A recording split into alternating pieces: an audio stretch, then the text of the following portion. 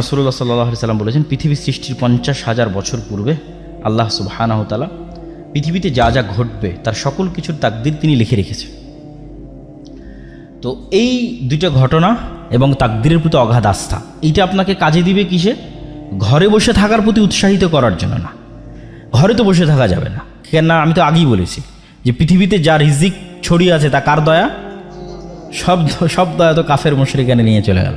তাহলে মুসলমানেরা ঘরে বসে থেকে কীভাবে দাবি করে যে সে আল্লাহর বান্দা? আল্লাহর বান্দা হলে আল্লাহর দয়া অনুসন্ধানের চেষ্টা করতে হবে। সাহাবীরা করেছে, নবী রাসূলেরা করেছে, আমাদেরকেও চেষ্টা করতে হবে। আল্লাহ সুবহানাহু ওয়া তাআলা পৃথিবী সৃষ্টির 50,000 বছর পূর্বে পৃথিবীতে যা ঘটবে তার সব কিছু লিখে রেখেছে। আব্দুল্লাহ বিন মাসউদ রাদিয়াল্লাহু তাআলা আনহু বলেন, মৃত্যু যেভাবে মানুষের দিকে দৌড়াচ্ছে, ধেয়ে আসতেছে, পৃথিবী বা সময় আমাদের থেকে পালিয়ে যাচ্ছে, আর কিয়ামত এবং মৃত্যু আমাদের দিকে দৌড়ে দৌড়ে আসতেছে। প্রতি সেকেন্ডে যত কিলোমিটার গতিতে আলো চলতেছে তত লক্ষ কিলোমিটার গতিতে আমার মৃত্যু আমার দিকে ধেয়ে আসতেছে। কেন? ওটাই টাইম, ওটাই আমার লাইফ লিমিটেশন। তো ওই যে মৃত্যু যেভাবে মানুষের দিকে ধেয়ে আসে, মানুষের রিজিক সেভাবে মানুষের দিকে ধেয়ে আসতেছে। কোনো মানুষ তার তাকদীরে লিখিত রিজিক ভক্ষণ না করে পৃথিবী থেকে বিদায় নেবে না। এটা আল্লাহ সুবহানাহু ওয়া তাআলার ফায়সালা। এই তাকদীরের বিশ্বাসটা আপনাকে কাজে দেবে হার্ড টাইম, কঠিন সময়। আর বাকি সময়ে আল্লাহর দয়া এবং আল্লাহর রহমত অনুসন্ধানের জন্য জান প্রাণ বাজি রেখে চেষ্টা করতে হবে। কিন্তু তাকদীরের প্রতি বিশ্বাসটা কাজে দিবে কোথায়? যখন কঠিন সময়, তখন। যেটাতে রাসূলুল্লাহ সাল্লাল্লাহু আলাইহি ওয়াসাল্লাম এই হাদিসে বলতেছেন যে কাতাবাল্লাহ মাকাদির আল খালাইক ক্বাবলা আন ইয়াখলাকাস সামাওয়াতি ওয়াল আরদ বি50,000 সানা। আর দুনিয়া বিমুখতার যে হাদিসগুলো, ইসলাম সন্ন্যাসবাদ কখনোই নয়। এত বড় বড় কোটিপতি সাহাবী আছে, সব রাসূল সাল্লাল্লাহু আলাইহি ওয়াসাল্লামের জান্নাতের সুসংবাদপ্রাপ্ত 10 জন সাহাবী। যে 3 জনের নাম বললাম, উসমান গনি, তার নামই দেওয়া হয়েছে ধনী, গনি মানে ধনী। জুবাইর ইবনুল আওয়াম তৎকালীন তৎকালীন মদিনার ব্যাংকিং সিস্টেম উনি কন্ট্রোল করতেন। সবাই এসে তার কাছে টাকা জমা রেখে যেত, উনি মানুষের টাকার লেনদেন করতেন এবং উনি নিজেও কোটিপতি ছিলেন। ওনার বিশাল বাংলো বাড়ি ছিল মদিনাতে, যেটার কিছু ভগ্নাংশ, খণ্ডিত অংশ এখনও পাওয়া যায় মদিনাতে। বড় বড় সব খেজুর বাগানের মালিক ছিলেন। আর আরেকজনের নাম বললাম আব্দুর রহমান বিন আউফ। 3 জনই কোটিপতি, 3 জনই জান্নাতের সুসংবাদপ্রাপ্ত। তাহলে তো এটা বলার কোনো অপশন নাই, সুযোগ নাই যে ইসলাম সন্ন্যাসবাদকে সাপোর্ট করে, এটা বলার সুযোগ নাই। কিন্তু দুনিয়া বিমুখতার যে হাদিসগুলো বা দুনিয়া বিমুখতার যে ঘটনাগুলো, এগুলো হচ্ছে আপনাকে সাপোর্ট দিবে আপনার টাফ টাইম এবং হার্ড টাইমে। যখন আপনি সকল কিছু হারিয়ে ফেলতেছেন, উত্থান পতন আছে, পতনের দ্বার প্রান্তে দাঁড়িয়ে আছেন, তখন আপনি হতাশ হবেন না যদি রাসূল সাল্লাল্লাহু আলাইহি ওয়াসাল্লামের যে দুনিয়া বিমুখতার হাদিসগুলো আপনার জানা থাকে, তাকদীরের যে হাদিসগুলো সেগুলো যদি জানা থাকে, তাহলে আপনার সামনে যতই কঠিন সময় আসুক আপনি হতাশ হবেন না। এইটা হলো এটার বেনিফিট। মানুষ তো চেষ্টা করতেই থাকবে, চেষ্টা করাটাই মানুষের কাজ। কিন্তু যখন হার্ড টাইম আসবে তখন সে তাকদীরের কথা স্মরণে রাখবে, রাসূল সাল্লাল্লাহু আলাইহি ওয়াসাল্লামের দুনিয়া বিমুখ আচরণগুলোর কথা স্মরণে রাখবে। তো আল্লাহর নবীর দুনিয়া বিমুখ আচরণের 2টা হাদিস বলে এবং তাকদীরের একটা হাদিস বলে আমার বক্তব্য শেষ করব। রাসূল সাল্লাল্লাহু আলাইহি ওয়াসাল্লামের দুনিয়া বিমুখ আচরণের 2টা ঘটনা। একদিন একজন মেহমান আসছে, আমি শুধু বাংলা বলে যাচ্ছি, হাদিস সহি। একদিন একজন মেহমান আসছে আল্লাহ নবীর কাছে, এসে বলতেছে যে আমার রাস্তাঘাটে আমি সব কিছু হারিয়ে ফেলেছি, আমার একটু খাবারের ব্যবস্থা করতে হবে। এই 2টা ঘটনা আপনাদের খুব মনোযোগ দিয়ে শুনতে হবে, আমাদের বক্তব্য শেষ। খাবারের ব্যবস্থা করতে হবে। আল্লাহ নবী লোক পাঠালেন তার স্ত্রীদের ঘরে, কিছু আছে কিনা খাবারের। তো ইন্ডিভিজুয়াল প্রত্যেকটা স্ত্রী এই অ্যান্সার দিয়েছে, ওয়াল্লাযী বাআসাকা বিল হক, হে মুহাম্মদ সাল্লাল্লাহু আলাইহি ওয়াসাল্লাম, যে আল্লাহ আপনাকে সত্য নবী করে পাঠিয়েছে, সেই আল্লাহর শপথ করে বলতেছে আমাদের বাড়িতে পানি ছাড়া খাবার দেওয়ার মতো কিছু নাই।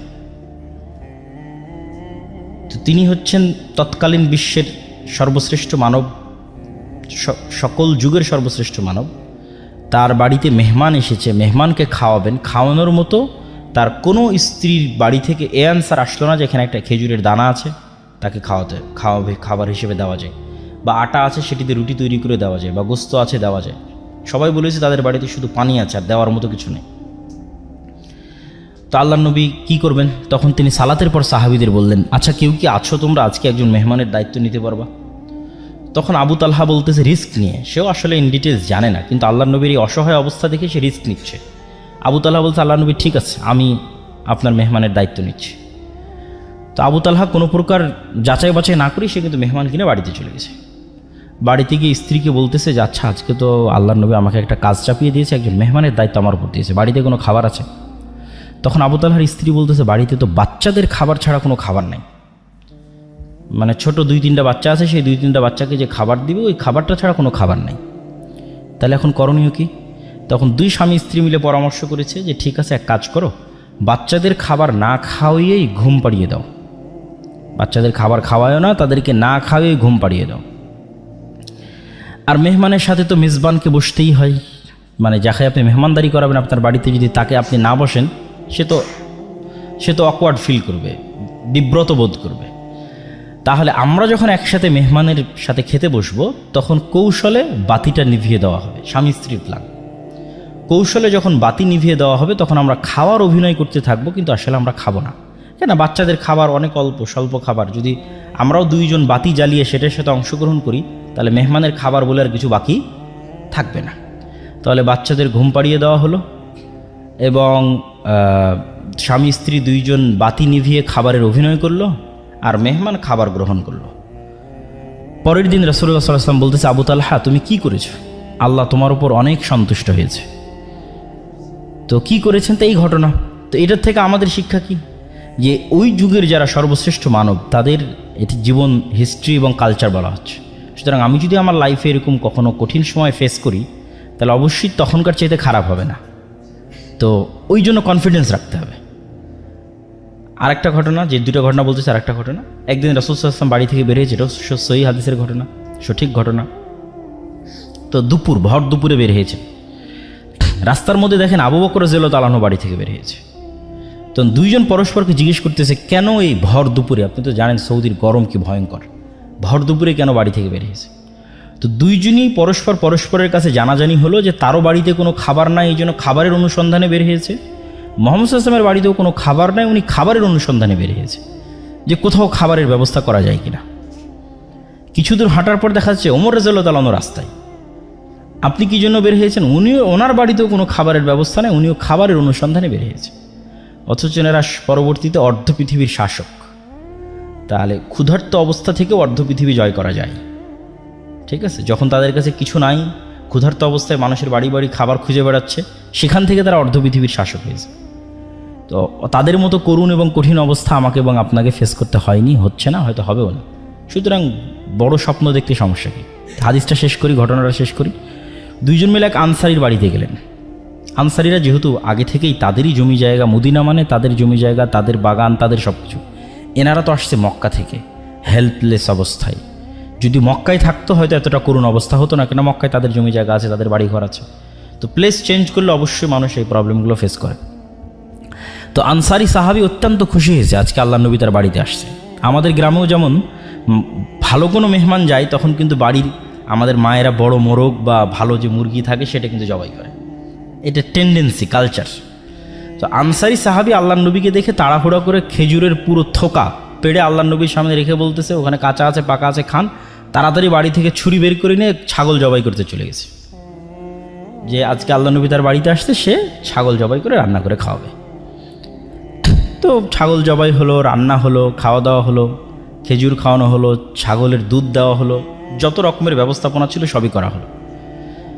শেষ করে এখন যখন ফিরে আসতেছেন তখন রাসূলুল্লাহ সাল্লাল্লাহু আলাইহি ওয়াসাল্লাম আবু বকর এবং ওমরকে বলতেছে তোমরা বাড়ি থেকে বের হয়েছিলে ভরা পেটে আর এখন খালি পেটে, আর এখন তোমরা বাড়িতে ফিরে যাচ্ছ ভরা পেটে। সুম্মা লা তুসআলুন্না ইয়াওমাইদিন আনিন নাঈম, এটা কোরআনের আয়াত। আল্লাহর নবী পড়লেন তাদের সামনে, কিয়ামতের মাঠে এই নিয়ামত সম্পর্কে আল্লাহ তোমাদের জিজ্ঞেস করবে, যে তোমরা আজকে খালি পেটে বাড়ি থেকে বের হয়েছিলে, আল্লাহ তোমাদের ভরা পেটে বাড়িতে ফিরে যাওয়ার সুযোগ করে দিয়েছে, এই নিয়ামত সম্পর্কে আল্লাহ জিজ্ঞেস করবে। তোমরা আল্লাহ সুবহানাহু তাআলার রহমত বরকত ছড়িয়ে ছিটিয়ে থাকা রিজিক তোমরা অনুসন্ধান করো। ফাইদা কুদিয়াতিস সালাত ফান্তাশিরু ফিল আরজ ওয়াবতাগু মিন ফাজলিল্লাহ, যখন সালাত শেষ হয়ে যায় তখন তোমরা সমগ্র পৃথিবীতে ছড়িয়ে পড়ো, কেননা পৃথিবীর প্রত্যেকটা ইঞ্চি জায়গাতে আল্লাহ সুবহানাহু তাআলার রিজিক ছড়িয়ে ছিটিয়ে আছে। আল্লাহ সুবহানাহু তাআলার ছড়িয়ে ছিটিয়ে থাকা সেই রিজিক অনুসন্ধান করার জন্য তোমরা চেষ্টা করো। আর এক আয়াতে আল্লাহ সুবহানাহু তাআলা বলেন, হুয়াল্লাযী জাআলা লাকুমুল আরদা যালুলান ফামশু ফি মানাকিবিহা ওয়া কুলু মির রিজকিহি, দুনিয়ার মানুষ এই জমিনে আল্লাহ রিজিকের সকল সিস্টেম দিয়ে রেখেছে। ফামসুবি ফি মানাকিবিহা, তোমরা এই জমিনের প্রত্যেকটা ইঞ্চি ইঞ্চি জায়গায় অনুসন্ধান করো, চলো, চেষ্টা করো। অকুলুম রিজকি, এবং রিজিক বের করে নিয়ে আসার চেষ্টা করো। আমরাও দেখতে পাই যে আমাদের চারিপাশে কত রিজিকের রাস্তা, কিন্তু লোকলজ্জার ভয়ে, যেটা কেউ বললো এখানে বক্তা যে সামাজিক ট্যাবু, সেটির ভয়ে আমরা হয়তো একটা নির্দিষ্ট মাধ্যমকেই মনে করেছি এটি রিজিকের মাধ্যম, কোথাও আমার জব হবে, চাকরি হবে, এটি রিজিক।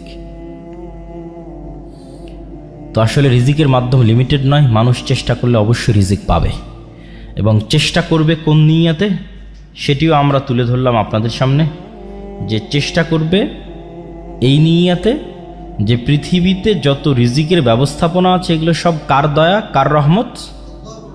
আল্লাহর রহমত, আল্লাহর দয়া। ওইটা থেকে যখন আপনি বিমুখ থাকছেন, আপনি অহংকারী। মানে আপনি জানেন যে এখানে একটা টাকা হালাল উপায়ে ইনকামের রাস্তা আছে, বাট আপনি করছেন না, মানে আপনি অহংকারী। আপনি আল্লাহর দয়াকে অবমূল্যায়ন করছেন, আল্লাহর রহমতকে অবমূল্যায়ন করছেন। এবং এটি নবীদের চিন্তা চেতনা ছিল। যেমন আইয়ুব আলাইহিস সালাতু ওয়াস সালাম একবার গোসল করছিলেন, তখন স্বর্ণের বৃষ্টি হচ্ছিল। তিনি গোসল বাদ দিয়ে স্বর্ণ কুড়াতে গেছেন। আল্লাহ বলছে, আইয়ুব, আমি কি তোমাকে ধনী করিনি যে তুমি স্বর্ণ কুড়াতে গেলে? তো আইয়ুব আলাইহিস সালাম উত্তরে বলতেছে যে আমি ধনী এই জন্য স্বর্ণ কুড়াবো না, এই সেন্স থেকে তো আমি যাইনি। আমি গেছি এই সেন্স থেকে যে আমি যদি সমগ্র পৃথিবীর মালিকও হই, যে এই মুহূর্তে সারা পৃথিবীর সকল ধন সম্পদের মালিক আমি একাই, তারপরেও যদি স্বর্ণের বৃষ্টি হয় তো আমি ওইটা কুড়াতে যাব, কেননা এটা কার দয়া? আল্লাহর দয়া। আর ওইটার থেকে আমি দূরে থাকবো, মানে আমি আল্লাহর দয়াকে অবমূল্যায়ন করতেছি। এই সেন্স থেকে দাউদ, সুলাইমান, আব্দুর রহমান বিন আউফ, জুবাইর ইবনুল আওয়াম, উসমান গনি, উসমান ইবনে আফফান, তারা পৃথিবীর কোটিপতি ছিলেন। দাউদ এবং সুলাইমানের মতো ধনী পৃথিবীতে আগেও কোনোদিন আসেনি, ভবিষ্যতেও কোনোদিন আসবে না। তারা এতটা ধন সম্পদের মালিক ছিলেন। তো এতটা ধন সম্পদের মালিক হওয়ার পিছনে তাদের মূল থিওরি এটিই ছিল যে তারা ছিলেন শাকুর, শুকরিয়া আদায়কারী। তারা অহংকারী ছিলেন না, যে না ধন সম্পদ আহরণের পূর্বে অহংকারী ছিলেন, না ধন সম্পদ আহরণের পরে অহংকারী হয়েছে। এটাই লং টাইম সম্পদ মেনটেন করার একমাত্র উপায়। ধন সম্পদ আহরণের আগেও অহংকারী হওয়া যাবে না, ধন সম্পদ আহরণের পরেও হওয়া যাবে না। তাহলেই দীর্ঘদিন ধন সম্পদ আপনার কাছে থাকবে। এই দুইটার ব্যাখ্যাটা কি? ধন সম্পদ হওয়ার আগে অহংকারী হওয়া যাবে না মানে এমন কোনো কাজ, হালাল কাজে ইনকাম হইতে পারে, সেটাকে ছোট চোখে দেখে পিছিয়ে থাকা হবে না। যে কোনো হালাল কাজকে যখন আপনি ছোট চোখে দেখে পিছিয়ে থাকবেন, তখন আপনি অবশ্যই অহংকারী, এই জন্য পিছিয়ে আছেন, এবং এই জন্য আপনি সাকসেসফুল হতে পারছেন না। আর দ্বিতীয় যেটি, সেটি হচ্ছে ধন সম্পদ হওয়ার পরে অহংকারী হওয়া যাবে না। আল্লাহ সুবহানাহু ওয়া তাআলা বলেন, ইন্নাল ইনসানা খুলিকা হালুআ, আমি মানুষকে দুর্বল করে সৃষ্টি করেছি। ওয়া ইযা মাসসাহু শাররু জাজুআ, যখনই বিপদ আপদ মানুষকে ঘিরে ধরে সে হতাশ হয়ে যায়। ওয়া ইযা মাসসাহুল খায়রু মানুআ, আর যখনই টাকা পয়সা বেশি হয়ে যায় অহংকারী এবং কৃপণ হয়ে যায়। তাহলে এই যে মানুষের দুইটা ডাইমেনশন, যে যখন চারিদিকে বিপদ ভীত সন্ত্রস্ত, যখন চারিদিকে টাকা পয়সা কৃপণ অহংকারী, এই দুটাই আল্লাহ অপছন্দ করেছে। এটা দুর্বল ব্যক্তিত্বের পরিচয়ক। আর শক্তিশালী পার্সোনালিটির পরিচয় কি? চারিদিকে বিপদ আপদ দেখলেও সে ভীত সন্ত্রস্ত হয় না, হতাশ হয় না, তার সৃষ্টিকর্তা আল্লাহর প্রতি ভরসা রাখে। আবার যখন কোটি কোটি টাকার মালিক হয়, তখনও সে অহংকারী, পাপাচারী, অপচয়কারী হয় না, তখনও সে তার ন্যায় নিষ্ঠা বজায় রাখে। এই ব্যক্তিত্ব অর্জন করতে পারলে আপনার ধন সম্পদ আপনার কাছে দীর্ঘদিন কন্টিনিউ করবে। সম্মানিত উপস্থিতি, আমি আমার বক্তব্যকে দীর্ঘায়িত করতে চাই না। রিজিক অন্বেষণের প্রতি উৎসাহিত করতে গিয়ে একটি ছোট্ট ঘটনা বলে আমার বক্তব্য শেষ করব ইনশাল্লাহ।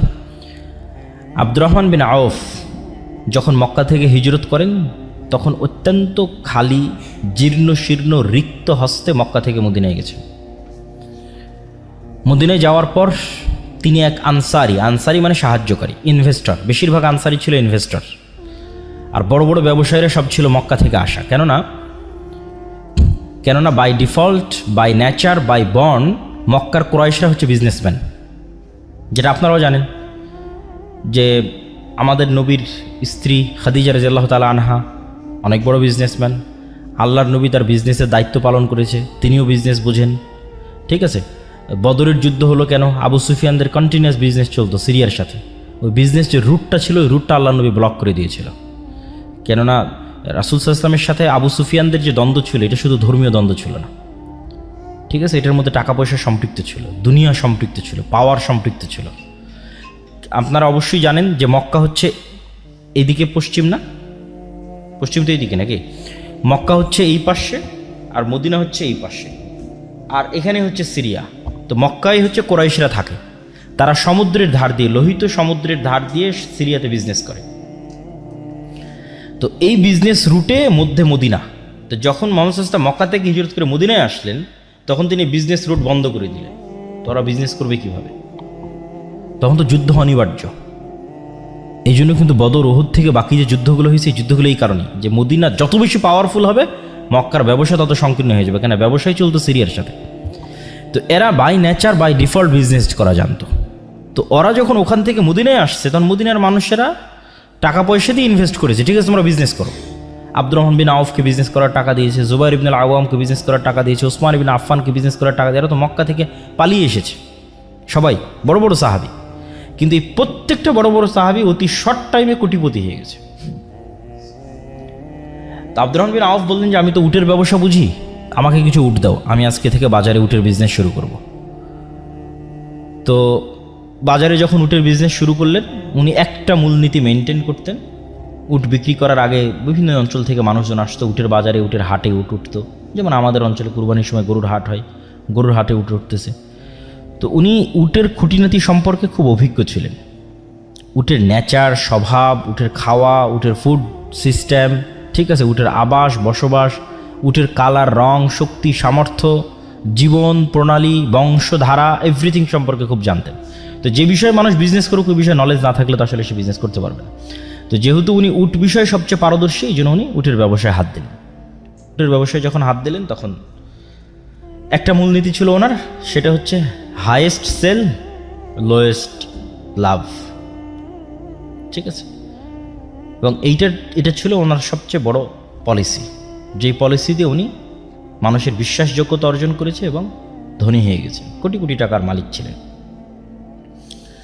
তো এই জন্য মানুষ যখন উটের দরদাম করতে আসতো, উনি বলতেন ঠিক আছে আপনি কততে দরদাম মনে করেন ফাইনাল হলো, যে আমি এই জিনিসটা, এই উটটা, এই গরুটা 2 লাখ টাকায় কিনবো। তখন উনি নিজে থেকে ধরিয়ে দিতেন যে এই উটের কিন্তু এই সমস্যা আছে। তখন গ্রাহক আরও দাম কমাতো। তারপরে ধরেন 1,80,000-তে ফাইনাল হলো, উনি আর একটা সমস্যা ধরাই দিতেন। উনি বিক্রি করতেছেন, বাট উনি আবার সমস্যা ধরাই দিচ্ছেন। এটার মূল কারণটা ছিল উনি হচ্ছে অল্প মার্জিন লাভে জিনিস ছেড়ে দিতে চান, আর ওই কাস্টমারের বিশ্বাসযোগ্যতা অর্জন করতে চান, যেন ওই কাস্টমার ভুলেও আর সেকেন্ড কারো কাছে উট কোনোদিন ক্রয় করতে না যায়।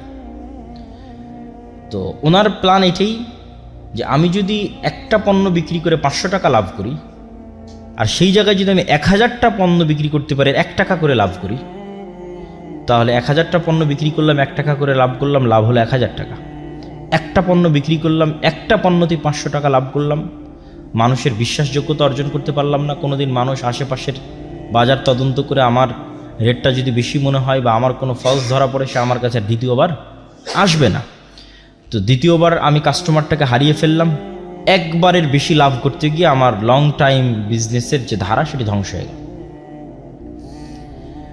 তো এই জন্য আমাদেরকে সবসময় লং টাইম প্ল্যান রাখতে হবে, দীর্ঘমেয়াদী প্ল্যান থাকবে, অল্প লাভে বেশি সেল করার